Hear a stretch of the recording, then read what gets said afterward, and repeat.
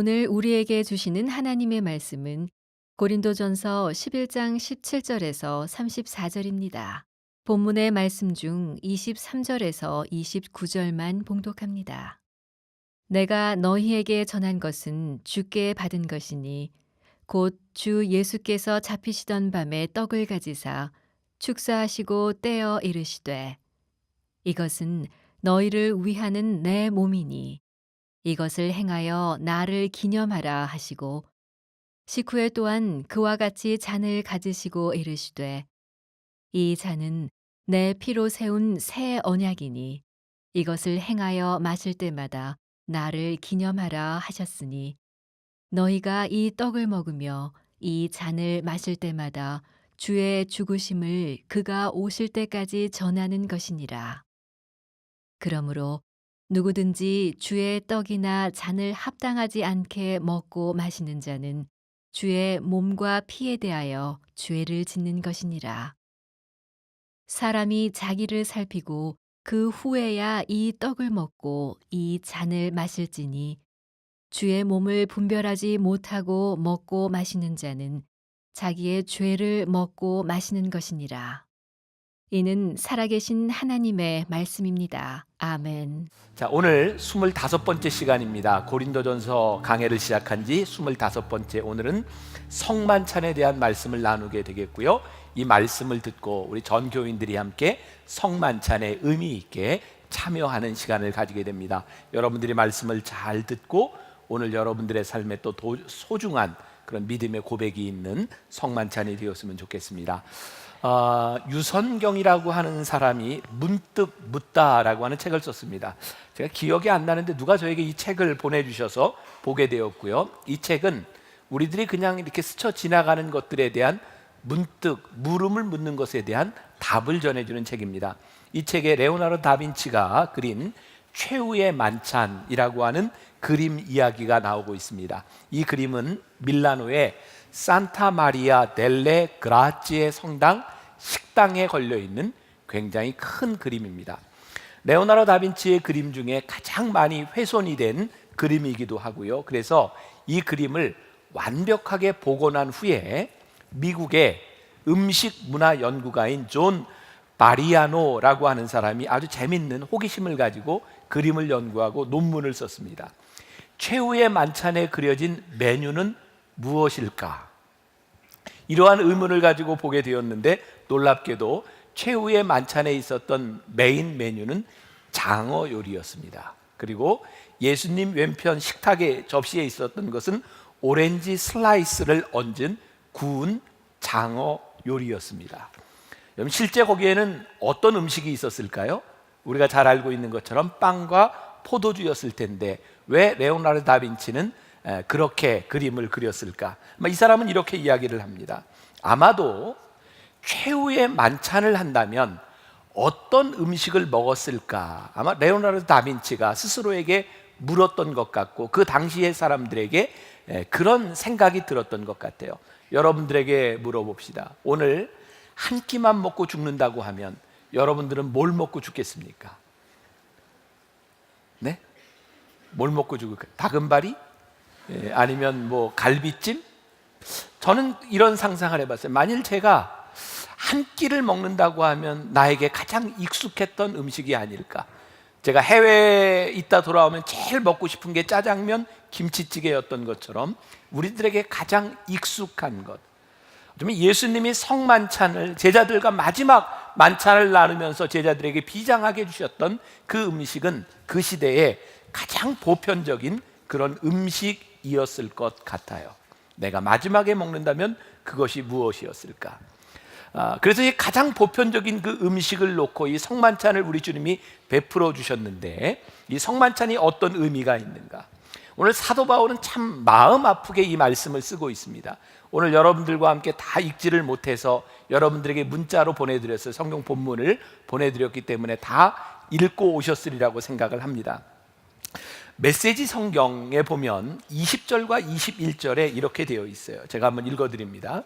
또한 여러분은 예배를 드리러 와서도 서로 갈라진 채 있다고 하더군요. 한 자리에 모여서 주님의 만찬을 나누기는커녕 오히려 밖에서 많은 음식을 가져와 돼지처럼 먹는다고 하더군요.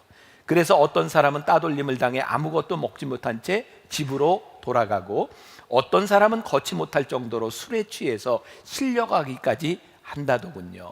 제가 지난주에 우리들이 성경을 잘 이해하기 위해서 이 말씀을 담고 있는 문화를 이해해야 된다는 말씀을 드렸어요. 우리들은 늘 성만찬을 하면 조그마한 빵 조각과 아주 작은 포도주 잔을 생각하지만, 실제 예수님 당시에 있었던 성만찬은 그런 성만찬은 아니었던 것 같습니다. 오늘날처럼 큰 교회가 있었던 것이 아니라 작은 믿음의 공동체 가정에서 성만찬을 할 때는 진짜 그들이 먹는 떡과 포도주를 가지고 나누었던 것 같아요. 그런데 그 모임이 유익한 모임이 되지 못하고, 어떤 사람은 많은 것을 가져와서 돼지처럼 먹고, 그리고 어떤 사람은 굶기도 하고, 어떤 사람은 성만찬을 통해서 술에 취해서 술 주정을 하는 사람도 있었던 것 같아요. 사도 바울이 이야기합니다. 이 성만찬이 어떤 의미인데 너희들이 그렇게 성만찬을 먹고 있느냐는 거예요. 성만찬은 우리들이 함께 음식을 나누며 그리스도의 마음으로 우리를 채우는 것인데, 언제부터인가 성만찬의 자리가 너희들의 욕심을 채우고 욕망을 채우는 자리가 되었다는 거예요. 성만찬 시간에는 누가 많이 가져왔든 조금 가져왔든 무엇을 먹는 사람이든 그것이 문제가 아니라 다 같이 하나 되어 한 몸을 이루는 것인데, 너희들이 먹는 것에 따라 흩어지는, 나누어지는 사람이 되어버렸다는 거예요. 주님의 만찬이 아니라 언제부터인가 자신들의 만찬이 되어버린 그 성만찬, 이것은 주님을 모독하는 것이다 라고 말하고 있어요. 사도 바울이 복음을 전하던 그 소아시아 그 도시들은 대부분 어디를 가든지 유대교 회당이 있었습니다. 왜냐하면 아수르와 바벨로니아의 포로로 잡혔던 이스라엘 백성들이 이제 남아서 살고 있던 도시에 그들을 위한 회당을 지었기 때문이에요. 근데 그 회당에도 어떤 풍습이 있었냐면, 그들이 모여서 하나님께 예배를 드리고 말씀을 나누고 난 다음에는 늘 음식을 함께 먹는 풍습이 있었어요. 그들은 음식을 집에서 가져왔습니다. 사는 정도가 틀리고 생활이 다 틀리다 보니까 맛있는 음식을 가져온 사람도 있고 조금 덜한 음식을 가져온 사람도 있는데, 와서 자기들 마음에 맞는 사람들끼리 모여서 먹습니다. 이것을 에라노스라고 했습니다. 음식을 가져와서 먹는 풍습. 그 자리에서는 친한 사람이 있고 덜 친한 사람이 있고, 좋은 것을 먹는 사람이 있고 나쁜 것을 먹는 사람이 있었어요. 언제부터인가 회당의 모임 가운데서 그들의 모임이 나누어지고 변질되기 시작한 것이죠. 그런데 그 회당에 복음이 들어가기 시작했고, 새로운 교회 공동체에 새로운 그리스도의 문화가 생겨지기 시작했어요. 성령을 받은 초대 공동체의 모습에 대해서 사도행전 2장 46절은 이렇게 이야기하고 있습니다. 날마다 마음을 같이하여 성전에 모이기를 힘쓰고 집에서 떡을 떼며 기쁨과 순전한 마음으로 음식을 먹고. 그러니까 이제 초대 공동체, 예수님의 부활을 기념하여 모인 공동체는 성만찬을 했는데, 지금 우리가 하는 것과 같은 이런 의미가 아니라 그들은 실제 모여서 주님의 살과 피를 나눈 것이 식사였다는 거죠. 그런데 중요한 말이 날마다 마음을 같이 하여 라고 되어 있어요. 이게 굉장히 중요한 말씀인 것 같아요. 그들은 마음이 맞는 사람이 모여서 라고 되지 않고 마음을 같이 하여 모였다는 거예요. 여러분, 우리들이 살고 있는 세상의 모임은 어떤 모임인가요? 우리는 회사 사람들끼리 모이기도 해요. 우리는 같은 취미를 가지고 있는 동호인 그룹끼리 모이기도 해요. 세상의 사람들은 자기와 맞는 취미와 자기가 좋아하는 사람들끼리 얼마든지 만날 수 있습니다. 그것은 세상의 공동체입니다. 그런데 초대교회 공동체, 교회 공동체는 자기 마음에 맞는 사람들이 모인 공동체가 아니라 서로 마음을 같이 하여 모인 공동체가 교회 공동체, 교회의 정체성이라는 거예요. 우리가 예배를 드리는 것, 우리들이 매주 성만찬을 나누지 못하지만 우리들이 말씀을 나누고 찬양을 나누고 기도를 나누며 우리는 그리스도의 몸에 참여한다고 하는데, 지금 우리 교회의 정체성이 어떠하냐? 혹시 여러분들은 여기에 모인 작은 소그룹들 모임을 바라보며 저는 그런 말을 많이 듣거든요. 제 마음에 맞는 사람을 붙여주세요. 저는 저 사람과 함께 하고 싶습니다. 이것은 우리들에게 자연적인 욕구일지 모릅니다. 그러나 이것을 그리스도인의 공동체라고 이야기하지 않습니다. 적어도 우리가 예수의 이름으로 모였다고 하면 우리들이 마음을 같이하여 모이는 공동체가 될 때 비로소 우리는 그리스도의 몸이라고 이야기할 수 있어요. 저는 우리가 하나님의 은혜를 입었다고 하는 것은 단순히 내 삶을 즐기는 내 자유에 만족하는 것이 아니라 하나님의 은혜를 입은 그 은혜와 성령의 역사하심을 따라 살아가는 우리의 삶을 통하여 나를 희생하고 내 마음을 맞출 수 있는 공동체가 될 때에 우리는 비로소 그리스도의 몸을 만들어가요. 여러분, 초대교회에 그리스도의 몸을 이루었던 교회를 바라보며 세상이 어떻게 얘기했는지 아십니까? 사도행전 2장 47절에 보니까 백성들에게 칭송을 받으니 주께서 구원받는 사람을 날마다 더하게 하시니라. 초대교회 공동체는 적어도 그들이 마음을 같이하여 모이기 시작했을 때 세상 사람들이 그 모임을 부러워했어요. 그들을 칭송했어요. 그리고 하나님께서 그 교회 공동체에 구원받는 숫자들을 더하여 주셨어요. 오늘 우리가 정말 심각하게 물어야 될 질문 가운데 하나입니다. 우리 교회 공동체가 세상과 무엇이 다르냐는 거예요. 그래서 에라노스, 자기들 마음대로 모여서 즐겼던 그 공동체를 예수 그리스도로 말미암아 아가페의 공동체로 바꾸어 주셨어요. 그런데 그 공동체가 시작된 지 채 20년이 지나지 않아서 이 공동체가 다시 에라노스의 공동체가 되어버린 거예요. 고린도 교회를 바라보며 그들이 모일 때 주님의 살과 피를 나눌 때에 한 몸이 되지 못하고 분열이 되고 파당을 짓고 자기의 몸에 맞는 사람들끼리 모여서 성만찬을 나누는 것을 바라보며 사도 바울은 이야기합니다. 이것은 너희들이 그리스도의 몸을 욕되게 하는 일이니라. 어쩌면 우리 교회를 향해서 우리들의 모습을 바라보며 사도 바울은 무엇라고 이야기할까? 오늘 말씀 중 20절과 22절을 제가 다시 한번 봉독합니다. 그런즉 너희가 함께 모여서 주의 만찬을 먹을 수 없으니 이는 먹을 때에 각각 자기의 만찬을 먼저 갖다 먹으므로 어떤 사람은 시장하고 어떤 사람은 취함이라. 너희가 먹고 마실 집이 없느냐? 너희가 하나님의 교회를 업신여기고 빈궁한 자들을 부끄럽게 하느냐? 내가 너희에게 무슨 말을 하랴? 너희를 칭찬하랴? 이것으로 칭찬하지 아니하노라. 먹는 걸 놓고요, 배가 고프다고 먼저 갖다 먹는 사람이 있었대요. 힘이 없는 사람은 먹을 수 없어서 배를 굶게 되었대요. 너희들이 먹을 게 없느냐? 집이 없느냐? 하나님의 전에 모여서 너희들이 먹고 마시는 너희들이 어떻게 이럴 수 있느냐는 거예요. 우리들이 그리스도의 몸을 생각한다면, 그것이 무슨 의미인지 안다면 우리들이 기다리고 배려하고 마음을 맞춰야 할 터인데 우리들에게 그 마음들이 있느냐? 오늘 25절 이하에 보면 사도 바울은 그가 배운 성만찬에 대해서 이렇게 말합니다. 이것을 행하여 마실 때마다 나를 기념하라. 우리가 성만찬을 할 때 제일 중요한 것이 있는데 먹고 마시는 것 그 자체가 중요한 것이 아니라 그것을 먹고 마실 때 너희들이 나를 기념하라. 여러분, 예전에는 강대상이 이렇게 큰 게 있었습니다. 강대상에 보면 여러 가지 이제 심볼들이, 이렇게 그림들이 있는데 여러분들이 유심히 안 보셨겠지만 대부분의 강대상에는 영어로 하나의 문구가 쓰여져 있었습니다. Do this in remembrance of me 라고 하는 말입니다. Do this, 이것을 행하라, 나를 기념하여. 우리가 크리스찬 공동체로 여기에 모였을 때 우리들에게 제일 중요한 게 있는데 뭐냐면, 이 모임 때마다 예배를 드리고 만찬을 나눌 때마다 우리들이 기억해야 되는 것이 있어요. 주님을 기억하는 것입니다. 그러면 결혼하고 나면 결혼 기념일을 사람들이 중요하게 생각합니다. 혹시 결혼 10주년 뭐 좀 해보셨어요? 결혼 25주년에 뭐 하셨어요? 결혼 50주년에 뭐 하실 거예요? 그런 거 안 하고 살면 인생이 힘들어집니다. 그런 거 잘 하셔야 됩니다. 왠지 아세요? 결혼 생활을 하면서 그 기념일을 지키는 이유는 우리들이 결혼할 때의 그 마음을 기억하자는 겁니다. 기념하자는 겁니다. 의식이 중요한 것이 아니라 그 의식을 통하여 우리들의 마음을 확인하자는 겁니다.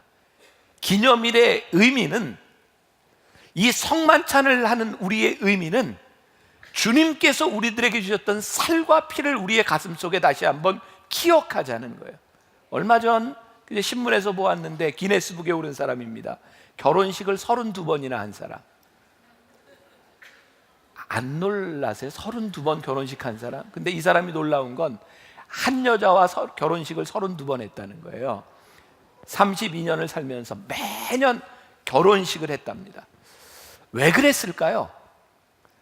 그 사람에게 있어서 그 결혼식은 우리들이 처음 만나서 언약했던 그 시간들을 계속해서 기억하고자 하는 거죠. 어쩌면 내가 처음으로 생각했던 그 본질에 충실하자고 하는 거죠. 우리가 이 성만찬을 거행하는 거, 우리도 성만찬의 자리로 나아올 때 우리들이 기억해야 될 것이 뭐냐면, 우리를 처음 부르셨던 하나님의 은혜를 우리들이 기억하는 거예요. 하나님이 나에게 주셨던 살과 피, 그 값비싼 은혜를 우리들이 다시 한번 기억하자는 거예요. 사도 바울은 이렇게 이야기합니다. 내가 너희에게 성만찬에 대해서 말하는 것은, 내가 너희에게 전한 것은 내가 주께 받은 것이니라. 그래서 사도 바울은 주님의 살과 피를 받은 것이 너무너무 감사해서 고린도 교인들에게 그것을 나누고 있어요. 오늘 우리들에게 주신 이 성만찬 마찬가지입니다. 우리들에게 주신 그 의미가 누군가에게 얼마나 소중하게 전달될 수 있는가, 그것이 성만찬의 의미예요. 오늘 이 성만찬은, 오늘 말씀해 보니까 주 예수께서 잡히시던 밤에 제자들에게 베풀어 주셨다 그래요. 주께서 잡히시던 밤에. 영어 성경에는 이렇게 표현했더라고요. On the night he was betrayed. 예수님이 배신당하시던 날 밤에 제자들에게 성만찬을 베풀어 주셨어요. 예수님께서 떡과 포도주를 주실 때 그 중에 예수님을 배신할 제자를 주님이 알고 계셨어요. 그리고 예수님이 잡히시던 밤, 예수님께서 재판을 받으실 때에 제자들은 예수님을 모른다고 부인했고, 예수님이 십자가에 달려 돌아가실 때 제자들은 십자가를 다 떠나 있었어요. 바로 예수님을 배신했던 그날 밤, 예수님을 배신했던 제자들에게 우리 주님께서 주셨어요. 이것은 내가 너희를 위해 찢기는 내 몸이니라. 이것은 내가 너희를 위해 흘리는 내 언약의 피니라. 주님께서 가시면류관을 쓰시고 피를 흘리시고 창에 찔려 물과 피를 다 쏟을 때까지 십자가에서 죽으시는 그 죽으심을 제자들에게 언약으로 주셨어요. 너희들이 무엇을 기억하라고? 너희들이 나를 배신했던 그날조차도 내가 너희에게 살과 피를 주었던 이 날을 너희들이 기억하고 기념하라고 우리들에게 성만찬을 주셨다는 거예요. 성찬에 참여하는 우리가 어떻게 합당하게 성찬에 참여할까? 오늘 본문 27절부터 29절까지 말씀해 보니까, 그러므로 누구든지 주의 떡이나 잔을 합당하지 않게 먹고 마시는 자는 주의 몸과 피에 대하여 죄를 짓는 것이니라. 사람이 자기를 살피고 그 후에야 이 떡을 먹고 이 잔을 마실지니 주의 몸을 분별하지 못하고 먹고 마시는 자는 자기의 죄를 먹고 마시는 것이니라. 우리가 합당하지 않게 성만찬에 참여하면 주의 몸에 죄를 짓는 것이라고 말씀하고 있고요. 우리가 합당한 성만찬에 참여하기 위해서는 너 자신을 살핀 이후에야 너 자신을 바라보며 내가 이 성만찬에 참여해라. 자기 자신을 살핀다고 하는 것이 무슨 의미일까요? 어떤 목사님의 책에 보니까 통곡과 그리고 울음이, 회개가 사라져버린 천박한 오늘날의 기독교라고 하는 말을 쓰고 있어요. 언제부터인가 우리가 믿는 이 신앙이, 우리가 믿는 이 고백이 너무너무 천박해졌대요. 왜냐하면 주님의 성찬에 참여하는 우리를 돌아보는 깊은 회개와 깊은 고통이 없이 우리들이 너무 쉽게 이 성만찬에 참여하며 우리들이 하나님의 은혜를 싸구려로 만들어 버렸다는 거예요. 저는 용서에 대한 그런 말씀을 할 때마다 제 머릿속에 늘 떠오르는 영화가 있어요. 언젠가 여러분들에게 한번 보여드린 적이 있어요. 밀양이라고 하는 영화인데 전도연이라고 하는 배우가 참 열연을 하죠. 그 전도연 그 주인공이었던 그 여자의 아이가 살인범에게 살해를 당해요. 그리고 용서하는 장면이 나와요. 그리고 기독교의 본질을 생각하게 하는 장면이에요. 반기독교적인 영화라고 이야기합니다. 아니, 저 그렇게 생각하지 않습니다. 너무너무 기독교적인 영화입니다. 저 여인이 아들을 죽인 그 살인자를 용서하는 게 얼마나 힘들었을까. 근데 그 힘든 마음을 가지고 감옥을 찾아갔어요. 내가 당신을 용서한다고. 그런데 아들을 죽인 그 범인이요, 나는 하나님께 용서를 받아 이렇게 마음이 편안하다고 환한 얼굴로 나는 이렇게 용서받았다고 쉽게 이야기하는 것을 바라보며 그 여인이 용서를 이야기할 수 없는 거예요. 그 사람이 정말 용서받았다면 자기가 죽인 아이의 엄마 앞에서 어떻게 저런 얼굴을 할 수 있어요? 무릎을 꿇고 빌어야지요. 눈물을 흘려야지요. 통곡해야지요. 내가 용서받은 것이 그렇게 값싼 것이 아니라 얼마나 힘든 것이었는지를 보여줘야지요. 우리 주님께서 우리들을 위해 십자가를 지시고 우리들에게 살과 피를 흘려주셨다는 그 은혜가 그렇게 값싸고 그렇게 쉬운 것이 아니라 내 속에 용서될 때에 내 속에 통곡이 나오고 내 속에 하나님을 향한 회개의 고백이 나오지 않는 그 용서가 어떻게 진정한 용서가 될 수 있겠어요? 언제부터인가 우리 교회는 우리는 용서를 너무 싸구려로 값어치 없는 것으로 너무나 쉽게 이야기하기 시작하며 성만찬에 참여하고 내가 주님의 몸이라고 이야기하며 나가서 또 죄를 지어요. 그리고 또 너무 쉽게 용서받고 또 와서 죄를 지어요. 사도 바울이 바라볼 때, 아니 주님께서 우리를 바라볼 때 이 성만찬이 그렇게 천박하게 그렇게 값어치 없이 우리들에게 주어진 것이 아닌데 너희는 어떻게 그리스도의 몸을 그렇게 욕보일 수 있느냐고 우리들에게 말씀하고 있는 것은 아닌가.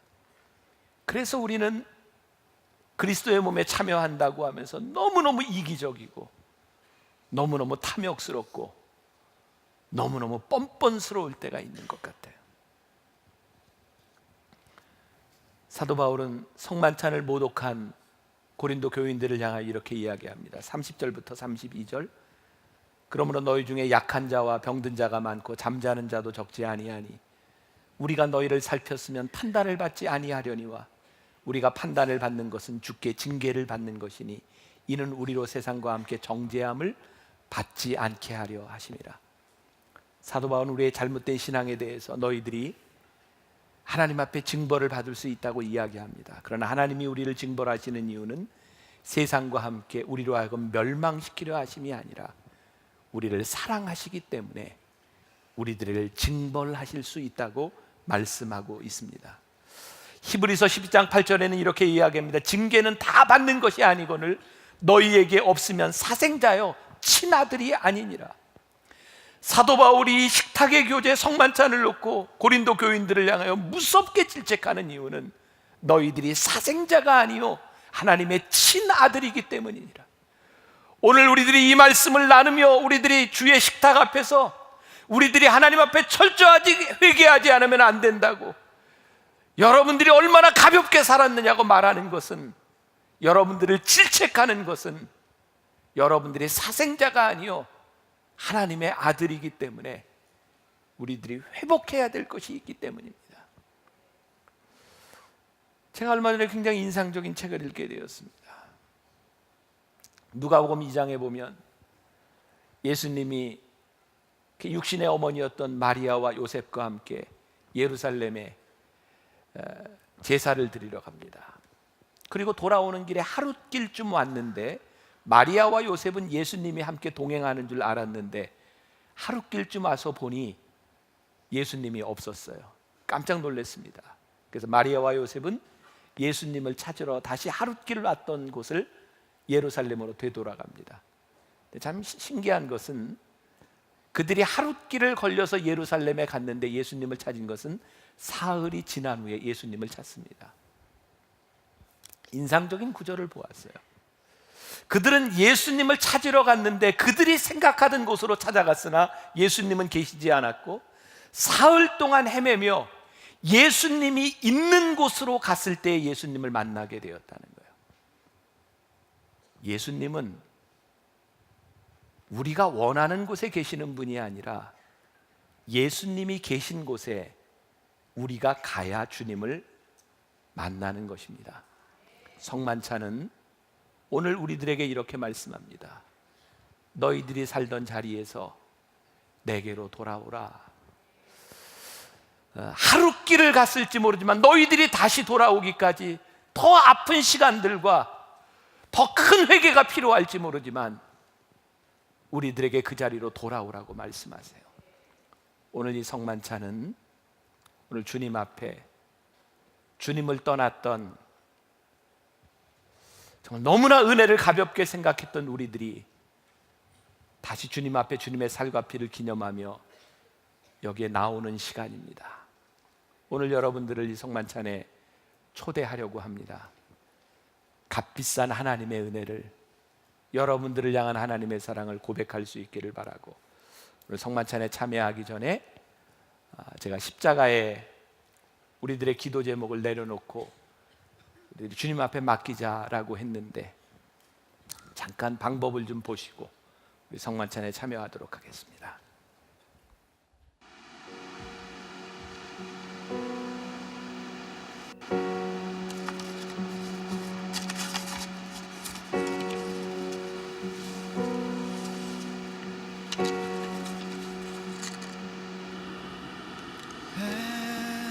지난 변화산을 지나면서 여러분들에게 한 가지 제가 그런 제안을 했습니다. 때때로 우리들의 삶에 누구에게도 이야기하지 못할 고민, 아픔, 우리의 부끄러움들이 있다면 주님 앞에 한번 내려놓았으면 좋겠다. 그래서 이 앞에 십자가를 만들었습니다. 언제든지 여러분들이 이곳에 여러분들의 기도 제목들을 꽂을 수 있도록, 여러분들의 기도 제목을 제가 보면서 교인들이 참 많은 아픔, 말 못할 고민들을 가지고 있구나라고 하는 것도 깨닫게 되었고, 그래서 오늘 이 시간에 십자가 앞에 여러분들이 내려놓았던 이 기도 제목을 불에 태우면서 여러분들의 마음이 조금은 자유했으면 좋겠다 하는 생각이 들었습니다. 왜냐하면 제가 보았기 때문이 아니라 하나님 앞에서 십자가 아래 여러분들이 기도 제목을 내려놓고 여러분들이 태우는 이 의식을 통해, 물론 제가 하지만 여러분들이 하나님 앞에 그런 사함을, 또 무거움을 내려놓는 그런 경험이 있었으면 좋겠다는 생각을 합니다. 앞으로도 제가 계속해서 여러분들의 무거운 짐을 함께 지고 읽고 이 십자가 아래 이렇게 태우려고 합니다. 오늘 지금까지 있었던 기도 제목들을 이곳에 태우도록 하겠습니다.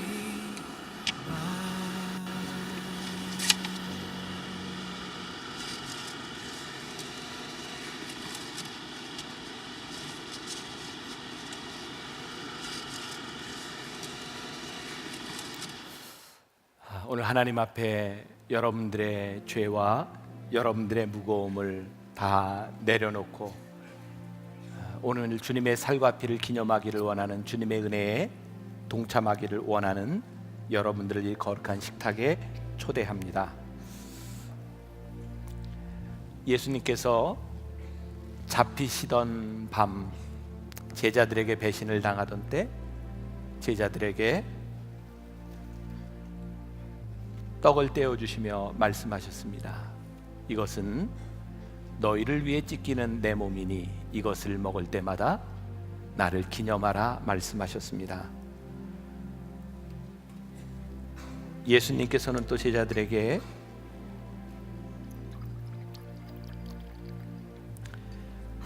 포도주를 따라주시며 말씀하셨습니다. 이것은 너희를 위해 흘리는 내 언약의 피니 이것을 마실 때마다 나를 기념하라 말씀하셨습니다. 오늘 이 식탁에 참여하는 우리는 주님의 살과 피를 기념할 때에 여러분들의 마음 가운데 다른 사람이 생각나는 것이 아니라 나를 생각해야 합니다. 나를 위해 흘리신 주님의 살과 피, 그것을 참여하는 여러분들을 위해 주어주신 식탁입니다. 우리 같이 기도하겠습니다. 거룩하신 하나님, 일찍이 주님께서 세상에 보내셨던 성령을 지금 다시 보내주사 진설된 떡과 포도주 위에 임하셔서 이 식탁을 성별하옵소서. 또한 성령께서 여기 모인 우리 위에 함께하사 이 떡과 포도주로 영원한 생명의 양식이 되게 하시며 이를 먹고 마심으로 그리스도의 새로운 몸을 입어 세상을 변화시키는 능력이 되게 하옵소서. 우리 주 예수 그리스도의 이름으로 기도합니다. 아멘. 이제 주님께서 우리들에게 가르쳐 주신 주기도문을 함께 기도하시겠습니다. 하늘에 계신 우리 아버지여, 이름이 거룩히 여김을 받으시오며 나라의 임하옵시며 뜻이 하늘에서 이루어진 것 같이 땅에서도 이루어지이다. 오늘 우리에게 일용할 양식을 주시옵고 우리가 우리에게 죄 지은 자를 사하여 준 것 같이 우리 죄를 사하여 주시옵고 우리를 시험에 들게 하지 마옵시고 다만 악에서 구하옵소서. 나라와 권세와 영광이 아버지께 영원히 있사옵나이다. 아멘. 이제 여러분들에게 떡과 포도주가 분급이 되면 여러분들은 먹지 마시고 그대로 받아서 여러분들이 기도하시기 바랍니다. 우리들이 한꺼번에 같이 먹고 마실 텐데 여러분들은 받아놓고 정말 하나님 앞에 간절히 기도하기를 원하는 것은, 하나님, 오늘 이 시간 내 삶에 다시 고백되는 주님의 은혜, 또 내 속에 깊은 죄의 고백, 떠나 있었던 내가 다시 한번 주님의 자리로 돌아오는 시간이 되게 하여 주옵소서. 여러분들 찬양을 들으며 같이 마실 때까지, 먹을 때까지 기도하며 준비하시기 바랍니다. 분급하겠습니다.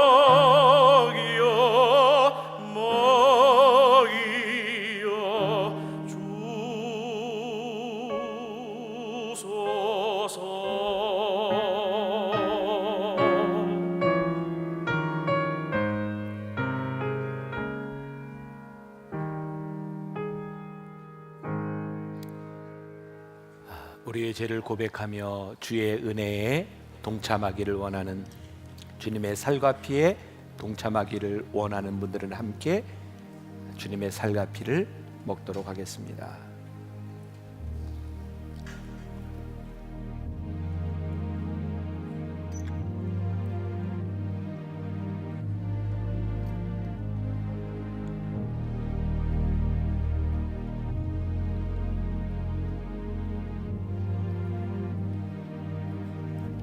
기도하겠습니다.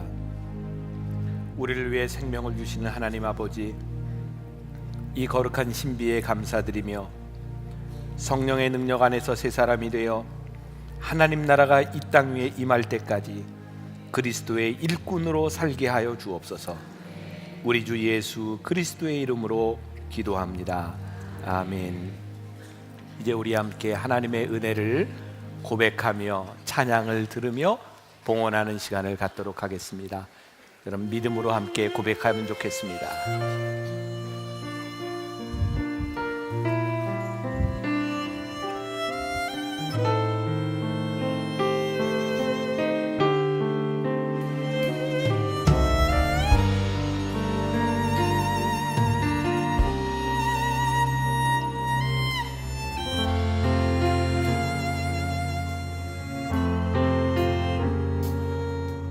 나를 지으신 하나님, 나를 부르신 하나님, 나를 보내신 이도 하나님, 나의 나 된 것은 다 하나님 은혜라. 나의 달려갈 길 다가도록 나의 마지막을 다하도록 나로 그 십자가 품게 하시니 나의 나 된 것은 다 하나님 은혜라.